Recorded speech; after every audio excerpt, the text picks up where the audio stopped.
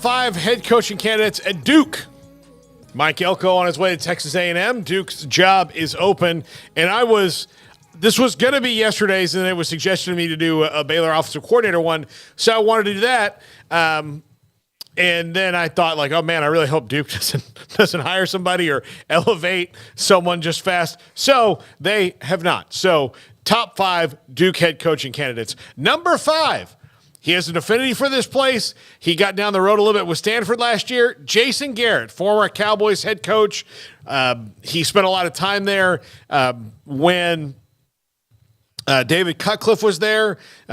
They had a friendship. Cutcliffe, of course, retired, and that's why Mike Elko got the job. It would not be surprising to me to see Jason Garrett, Mr. Ivy League himself, if he wants to get back into coaching and he's interested. But he didn't do Stanford because he kind of felt that it would be harder for them to compete in the NIL world. Duke's been a little bit more aggressive in that, even though Riley Leonhard is leaving, but they have been aggressive. Mike Elko got a lot of guys out of the portal this last year for what was a really good season for them. So it wouldn't be completely outside the realm of possibility to see Jason Garrett, the clapper himself, in this mix. Yeah, I don't know, man. I feel like this would be a very split response to a hire like Jason Garrett at really any college program. I think it very much would depend on the fit. I mean, Duke, I can understand why people think that would fit. He got rumored back in 2021 for that job, and I don't know how much there really was to it then. I see him getting kind of put back in there again this time around, and I suppose if he had an interest, that's something they could look into. I don't know how much I'm buying Duke's actual interest into Jason Garrett, but yeah, I mean, he's a guy that's out there. He's around the college game on those Notre Dame broadcasts, and I'm not sure of his interest level in joining the college ranks, which would be a first for him, I believe. I was trying to go the head coaching route. So, yeah, not sure how much I buy this when I see his name brought up, but it was brought up a couple years ago, so, yeah. Number 4, Jim Leonhard.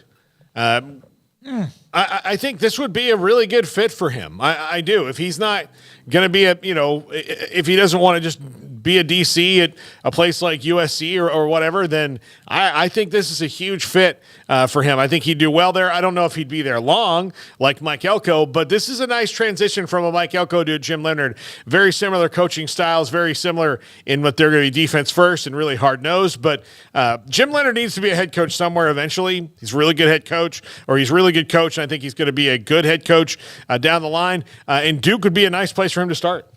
Yeah, I just went and looked. Jason Garrett's never coached in the college ranks, which I was just unsure if he had ever even been in a GA somewhere. Yeah, the only time you hear about Princeton is because he played there. Yeah, he went to the NFL, and then he got straight into coaching. But, I was just curious if there had been a stop that I couldn't remember. But, yeah, that would be a first for him. Jim Leonhard, a hot name that we were talking about the last coaching carousel. Haven't kept up much with him, but, hey, it's coaching carousel season once again, so I could see where his name could be bandied about. Haven't seen much mention of him at all, actually, even with the Duke job, but thanks for the reminder that he's still out there and just serving as an analyst in the Big Ten. So, yeah, I could see where you want to just peel back and see what his interest level might be. Yeah. Number 3, Florida State offensive coordinator Alex Atkins. If you're going to go commit some ACC on ACC violence here, Alex Atkins is a rising coach in those ranks. He's not the guy who calls the plays at Florida State, but, man, I got to tell you, he has reshaped what their offense looks like. He's reshaped, especially what their offensive line looks like. He was the offensive coordinator at Charlotte, so he's familiar. He's familiar with North Carolina. I mean, he doesn't have to go and meet a lot of people. I know that's not really the biggest thing, but it certainly would help. He is on the rise. I don't think he's their guy, and I don't think it's his time yet, but it's coming in the next couple of years, and I would not be surprised if this is like the year he gets a couple of interviews before maybe next year he gets the head coaching job. Yeah, if the head coaching job is coming, it'd have to be at a smaller institution. It seems like I was talking about with Brando. It's just not it's not the wild, crazy carousel that we've had the last couple of years. There's just only a handful of select jobs really that have opened up. But no, he's an up and coming guy, as you mentioned, done a really good job at Florida State. And seems bound for, at some point in time, a leap up the promotional ladder. He's been, I think he was at Charlotte previously, so he's been in North Carolina before. I don't know how much that kind of stuff even really matters. I could see where you want a Texas guy in Texas to recruit Texas guys, but I don't know how that flies. Do you need the familiarity in North Carolina? You know what I mean? To well, work. we don't know because we're not But there. That's my whole point. Is I don't know. Yeah. But I mean, if it matters, then he's been there, had a stint in the state. But yeah, I know that you like him quite a bit, and I've seen his name bandied about when it comes to guys on the rise. So he's installed a toughness that was not there on the offensive line. I mean, look at it. I remember when Clemens first got there and how bad that they were, and they were one of the worst offensive lines in the country not that long ago. I mean, it's been a few years at this point, but it doesn't seem that long ago. I think Randy Clemens was the best coach on the Taggart staff. Really, that was not left over from like Odell Higgins, who's been there forever. But Alex Atkins has he put bones back in their body. Like they weren't tough. They were just jelly. Like that's what they were before. Number 2, Curt Cignetti at James Madison. Nobody's should be surprised that his name comes up for any job, but he is an older coach. He's 62. So I doubt in this point in his career he's looking to move around all that much. He looks like he should be like the coach at Northwestern, Duke. Places like that. The glasses. Look, it makes a lot of sense that this would be the guy because you can have Curt Cignetti for a few years and then he'll probably win a lot at Duke because he's a really good coach. And then, when he retires, then you can get your next guy and then you don't have to maybe play because if you hire Jim Leonhard has 2 or 3 good years at Duke. Jim Leonhard's going to be the head coach at a Big Ten school or somewhere like that. So you're going to probably lose him, but Curt Cignetti wouldn't necessarily be a climber. He would that would just be his job. In his 60s, yeah. Yeah, he's in his 60s. So that, coupled with the fact that he's fantastic, would make him a great fit for Duke.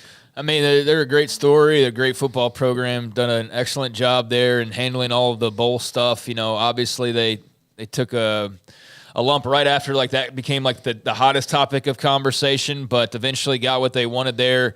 In the end, I've seen his name thrown around a lot. I saw his name thrown around for what was the other job?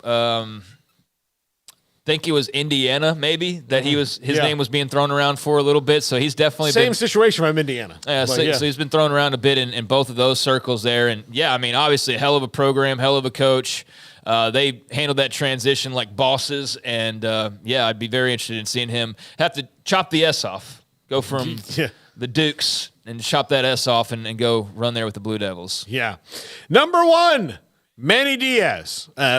Again, if you want to transition and kind of keep similar styles to match up with the roster that you might have, a defense-first approach that Mike Elko brought you, and a guy who's been a head coach in the ACC before, Manny Diaz, albeit not that long, and someone who just had one of the better seasons as a coordinator that you can possibly have that Manny Diaz had at Penn State. So he's going to be a head coach again sometime soon,